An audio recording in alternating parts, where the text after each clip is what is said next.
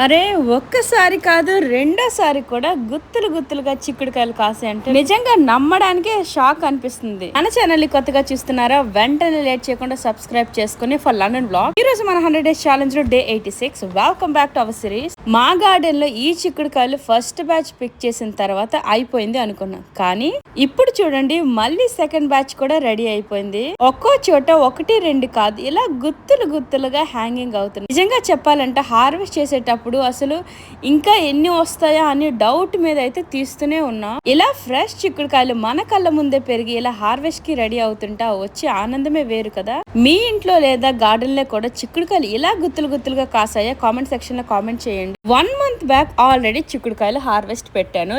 ఎవరైతే చూడని వాళ్ళు ఉంటే డెఫినెట్ గా ఒకసారి చూడండి. ఈ చిక్కుడుకాయలు హార్వెస్ట్ చేసే కొలది చాలా అంటే చాలా వస్తున్నాయి, కానీ ఇక్కడ ఈ లీవ్స్ వెనక అయితే కవర్ అయి ఉన్నాయి. సో మేము ప్రతిదీ చెక్ చేసి అన్నమాట హార్వెస్ట్ చేస్తుంటే గుత్తులు గుత్తులుగా అయితే చిక్కుడుకాయలు వస్తున్నాయి. వీటి సైజ్ కూడా నేను ఫస్ట్ టైం అయితే ఇలా చూడడం, ఇంత పెద్ద సైజ్ లో పెరగడానికి. ఎందుకంటే దానికి గత్తం అనేది చాలా ఇంపార్టెంట్ ప్రతి ఒక్క ప్లాంట్ కి. ఈ సెకండ్ హార్వెస్ట్ ఆల్మోస్ట్ అయిపోయిందని అనుకున్నాం, బట్ చూసారా ఫ్లవర్స్ అయితే ఇంకా వస్తూనే ఉన్నాయి అండ్ ఈ చెట్టు అనేది ఇంకా పెరుగుతూనే వస్తుంది, బాగా స్ప్రెడ్ అవుతుంది. ఈ బీన్స్ తో నార్మల్ గా మనం ఫ్రై గానీ కర్రీ గానీ చేసుకుంటే చాలా బాగుంటది.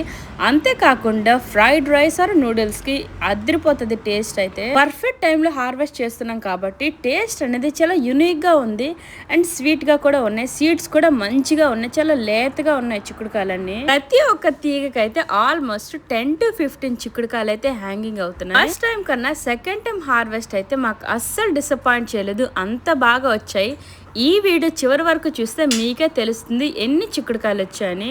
చిక్కుడుకాయలతో పాటు ఇంకా డిఫరెంట్ వెజిటబుల్స్ కూడా హార్వెస్ట్ చేసాము. అవి కూడా అప్కమింగ్ వీడియోలో అయితే మీకు క్లియర్ గా అన్ని షేర్ చేస్తాను. ఇక్కడ మీరు క్లియర్ గా చూడండి ఎన్ని చిక్కుడుకాయలు వచ్చాయి. చూడటానికి మోర్ దెన్ ½ కిలో కన్నా ఎక్కువ ఉన్నాయి.